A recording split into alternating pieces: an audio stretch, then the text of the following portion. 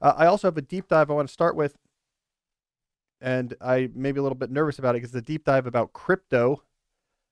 I know just enough about crypto to make it clear I don't know about crypto, and it annoys the crypto heads. So I'm probably going to embarrass myself with the deep dive today, as well as anger a lot of people. But, Jesse's not here to talk me out of it, so why not? So, with that in mind, let us do a deep dive, which I am calling with trepidation the crypto question no one is asking. So, let me again set the foundation here. My goal in this deep dive is to build up to a question about crypto technology that is almost certainly very naive and will be laughed at by those who are serious about this tech, and I will be dismissed as a dweeb.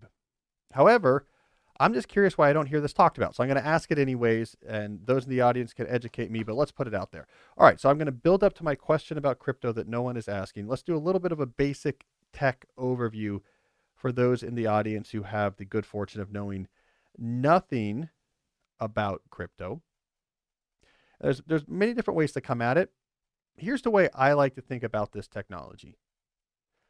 Imagine I am offering you the following tool: a ledger book or log book where you can submit an entry and that entry will be written into the ledger or log book, and it's numbered. Here's entry number 1, here's entry number 2, here's entry number 3. You don't know exactly where it's going to go into it, but it'll get written in there. We'll get around to it. We'll write it into the log book. 2, assume that you sign your entry so, people know it's not forged. Once it goes into the log book, we know this really came from Cal. And 3, it is publicly inspectable. So anyone can walk up to that logbook at any time or that ledger and look through all of the entries. And I guess I'll say a 4th thing, you can't change it. We write in ink. So it would be clear if someone tried to cross something out or something, we would say that's shenanigans. You can't change it once it's in there. That turns out to be a really useful thing. Because now if we have a distributed ledger, to use the crypto terminology, that everyone can inspect, and you can't forge the entries, and you can't change the entries, we could use that distributed ledger as the foundation for lots of different stuff we might want to do. We could, for example, keep track of money. If I wanted to give you $5, I could write something in the ledger that says, I am giving this person's $5. And then later, if they wanted to give someone else $2, they would say, I'm giving this person $2. And we could just check through the ledger, looking from the beginning forward, who gave money to who, and say, do you actually have that money to give? Now you do. So we all now keep track of you having less money. So that would be useful. You could run a currency. You could have contracts on there. You can make agreements on there that everyone could then see. And so everyone agreed. We write in a contract that says, I am going to give a boat to Cal by noon on Sunday. And if I don't, he gets to keep my house or something. And I sign it, that person signs it, everyone can see it. So everyone agrees, if I don't get a boat, like, hey, you guys agreed to this, we all see it, he owns your house. So there's like a lot of useful stuff. It turns out it's kind of boring, but it turns out a distributed ledger is useful. So what we have with the standard crypto technologies is a distributed way of implementing one of these ledgers. So lots of different people work together to actually establish and implement one of these ledgers. And the way they actually do it in most crypto setups is, it's not super interesting, but essentially people have a proposal for what they want the next entry in the ledger to be. And they're going to tell people, hey, this is what I think, entry 7 should be. And they're going to broadcast it over the internet and try to get other people to agree to it. Now, the problem, if we just did that, is that people would be constantly broadcasting, this is what I think it should be, this is what I should think it would be, and we would never reach any sort of consensus there. So what most cryptocurrency or crypto technologies do is say, before you can propose what the next entry should be in the ledger, you have to solve a puzzle. So there's a puzzle, it's semi-cryptographic, that's kind of hard to solve, but easily verified. So if you solve it, everyone can verify you have the answer real easy. It's just very hard to solve it. So you have to solve a hard puzzle and attach the answer to your proposal that this is what the next entry in the ledger should be. So that's how these ledgers work. And these puzzles are hard enough that it's unlikely that a bunch of people will solve it at the same time. So if you're the first one to solve it, you have open water. You're proposing this is what I think entry 7 should be. There's no one else with a solved puzzle, so that eventually people accept that's what it is, and people move on to the next entry. And by the time someone else solves the puzzle for entry 7, we may already be 3 or 4 entries further down the chain. And the rule is, hey, if you already have enough entries down the chain, you're not going to go back and change it. And there's some details there, but that's it. And what are the puzzles? The puzzles aren't that interesting. It's just one-way hash functions. So it's functions that you give a entry to, an input to, and they spit out a random seeming output. And the puzzles are literally just trying to find an input that's going to get an output that has enough zeros in a row. So it's really just mindless boringness, but it takes a long time to do. All right.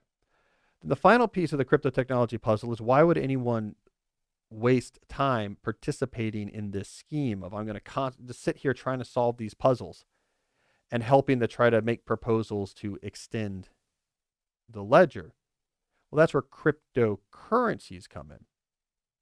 So on most of these distributed ledger technologies, if you succeed, you're the one who solves the puzzle and get a entry added to the ledger, the rule of the system is you get a little bit of that system's currency. So the original Bitcoin blockchain, the way new Bitcoins were generated was by people successfully expanding the ledger. So the ledger could be used for whatever you want. These entries have stuff that have nothing to do with cryptocurrency, but the miners, as they're called, who are doing the work to solve the puzzles to try to grow this in a consistent fashion, in a fashion that everyone can see, solving puzzles, which spreads out the proposals and keeps us all on the same page. They get paid.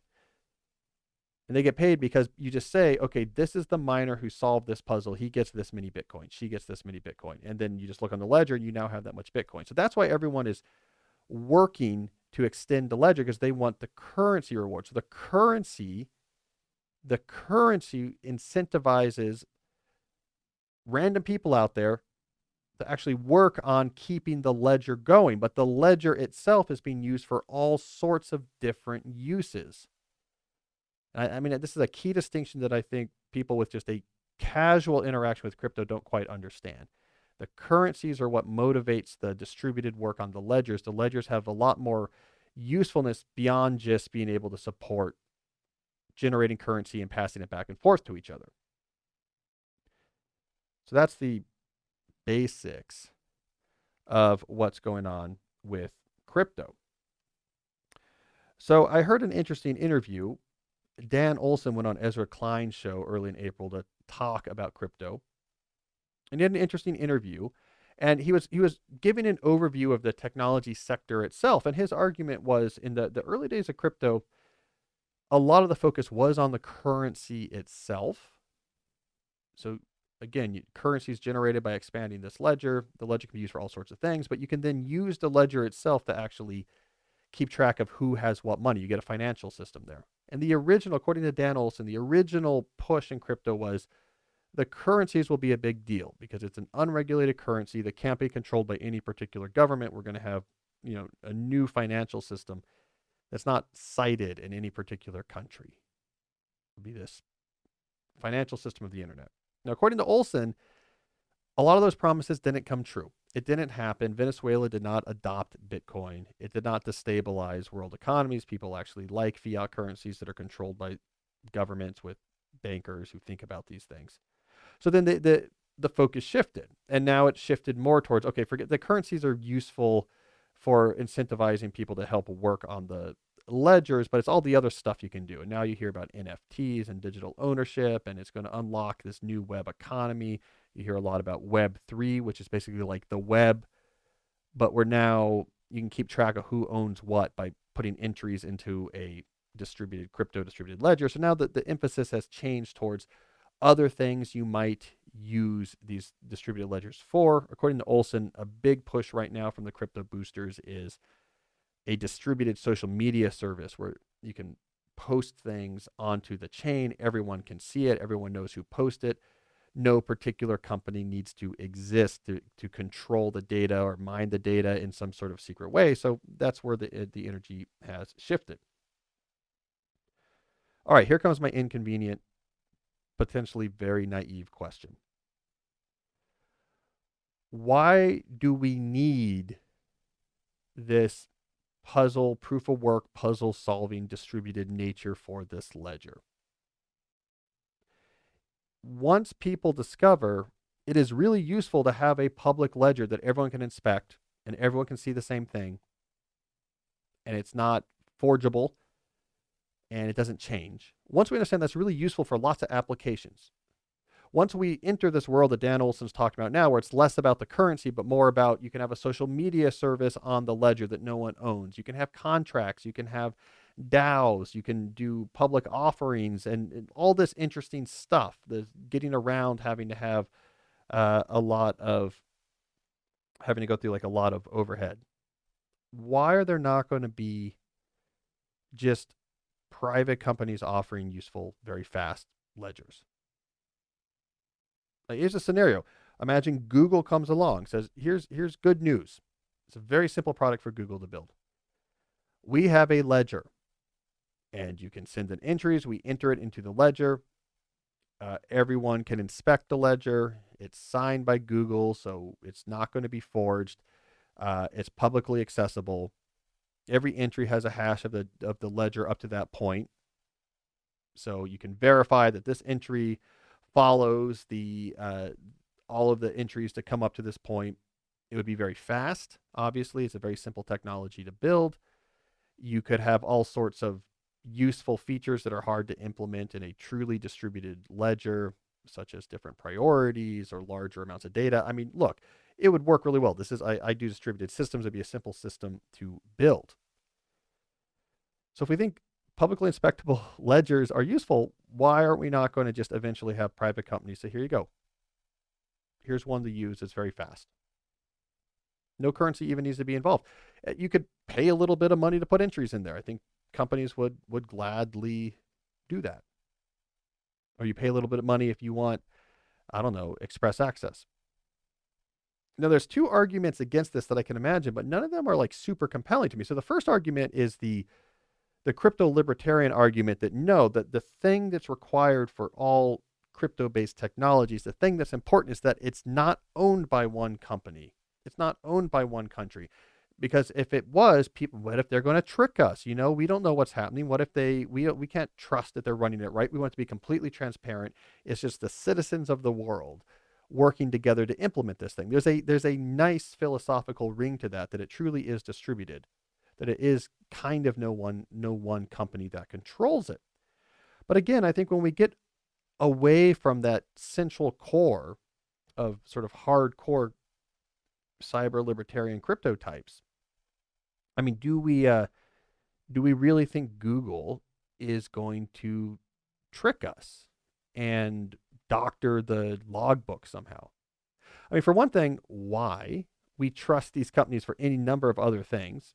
But for another thing, public ledgers are very easily verifiable, right? So if Google is like, I'm going to fork this ledger, and I'm going to tell this person this is entry 7, and I'm going to tell this person this other thing is entry 7 because I am Google and I can do this because this is not implemented in a distributed fashion, what would happen? Those two people could simply just display to the world their conflicting information from the ledger service signed by Google, so Google can't say, I didn't do that, and then the whole world would know, oh, they lied. And that would be the end of the service. I mean, so it's not like there is even a lot of subterfuge that Google could do here in this scenario. So then the other argument, which I think people give to this answer, is, well, we want to be free from government regulation. So if it's being run by a company that is in the United States, then like in theory, the United States could pressure them for something or have some impact on something. And again, I would say for 98% of the uses of these ledgers, if and when they become just a popular backbone on which to run various types of applications that people might think are useful, no one would care about that. I mean, I think if Google is literally saying, this is a ledger that we're running. We don't keep track of what's in it, much in the same way that you can buy database space from a cloud database, or you can buy computational cycles from a cloud computational center. They're like, we're just offering this to you. The idea that that's going to be like heavily controlled, it wouldn't be, I think. And for most people to say, I don't care. I want to jump on the ledger for my app that I'm writing that is, makes it easy to barter or to sell stuff to each other and whatever. I just need a ledger that we can all inspect and trust. I'll use the Google one. It costs me, $100 a month. So we have unlimited access for our app to put stuff up there. However it works out, right? Again, beyond the core, the inner circle, I don't think most people are worried. Like, it's very, very important to me that technically no one company owns the ledger, because technically speaking, I guess it makes it less regulatable. Again, that might be true, but for 98% of the purposes, I don't think it matters. So this is my question. Why can't we get most of the benefit of what crypto gives the broader internet world without having to do this whole distributed mining, solving puzzles? The piece of it that uses all the energy, the piece of it that slows down the whole chain, the piece of it that basically puts most of the control of these things into like a small number of countries where most of that mining is happening anyways. Why not just have a few competing chains, privately run, easily verifiable, simple bare metal tech, so it's not doing anything complicated? Shenanigans would quickly be detected. Yes, it's a company that's in a country, but would 98% of the uses of crypto matter? So anyways, this is my question, because my prediction is if the crypto boosters are successful in getting app developers used to using these distributed ledgers, these publicly inspected distributed ledgers, I think that's going to actually spell their own downfall. Because when people say this is great, but this is weird having to wait for these people to solve these hash puzzles, we're just going to use Google's private ledger because it's good enough. It's faster and they're not going to trick us, and I don't care, because this is honestly, an app that we're implementing with kittens, and I'm not really worried about weird like government regulation stuff. So that's my question, and I think I'll get some answers, and crypto people will be upset. I'll tell you what Dan Olsen's interpretation of all this was. His interpretation is just there's a small number of venture capital firms that are despairing that after the Web 2.0 revolution, they don't have a place to invest their money where they could get a Facebook type return. Where are the super unicorns and give them 500x on their original investment? And so they're trying to create a new space, especially AZ16. They're trying to create a new space, according to Dan Olsen, where they can put a lot of money early and have it blow up, and that's why they're really boosting it. I don't know if that's true. That's what Dan Olsen thinks, but this is my bigger point. And I've been thinking about this for a while. Either distributed ledgers aren't that useful, and this is just a hype thing that comes and goes, or they are really useful, in which case I'm not going to wait for a mining pool in Scandinavia to solve a hash puzzle. I'd rather just use a very simple, publicly accessible, incredibly high speed and responsive Google or Apple or Amazon powered ledger. Why not? Again, they're not going to trick us. It'd be easy to see if they were. 98% of the uses of this, people aren't worried that there'll be some sort of weird governmental pressure that's going to come in and do God knows what. All right, so that's my inconvenient question about crypto. In the end, does it just lead to a much simpler technology we already know how to do? We shall see.